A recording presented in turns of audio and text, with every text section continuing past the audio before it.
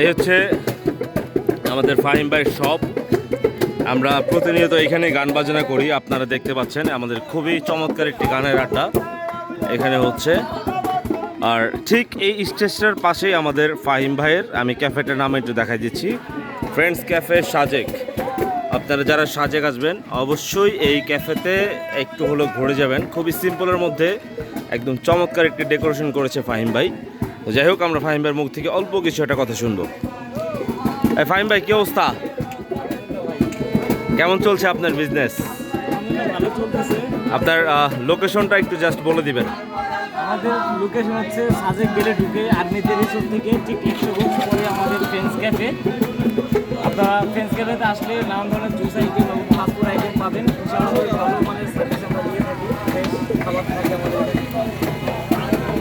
তো যাই হোক, শুনলেন যে ফ্রেন্ডস ক্যাফের লোকেশন আপনারা শুনে গেলেন কোথায়। অবশ্যই সাজেকে আসলে ফ্রেন্ডস ক্যাফেতে আপনারা 100% আসবেন। আমি রাজু আহমেদ, আমাকে আপনারা অনেকেই চিনেন।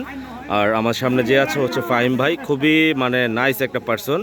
আর আমি সবাইকে রিকমেন্ড করবো যে আপনারা সাজেক আসলে অবশ্যই এই যে দেখছেন ফ্রেন্ডস ক্যাফে, এখানে সবাই চলে আসবেন। আর ফ্রেন্ডস ক্যাফের লোকেশনটা ঠিক আমার অপোজিটে এই যে সুমন শিকদারও এসেছে ফ্রেন্ডস ক্যাফেতে। যাই হোক, সাজেক প্যাদা টিং, তার পাশে হচ্ছে জিজি পোকার বাড়ি, ঠিক তার অপোজিট সাইডেই আমাদের ফ্রেন্ডস ক্যাফের যে লোকেশন সেটা আপনারা একটু জাস্ট দেখেন। এটার মানে ডেকোরেশনটা খুবই সিম্পলের মধ্যে একদম অসাম একটা লোকেশন। আর এখানে আসলেই কিন্তু আপনারা চমৎকার কিছু গান শুনতে পারবেন, কারণ হচ্ছে ফ্রেন্ডস ক্যাফের পাশেই একটা সুন্দর স্টেজ করা হয়েছে। এখানে অল টাইম গান বাজনা চলে সন্ধ্যার পরে। যাই হোক, সবাই আসবেন, সবাইকে অসংখ্য ধন্যবাদ। আর পাশে থাকবেন, থ্যাংক ইউ সো মাচ।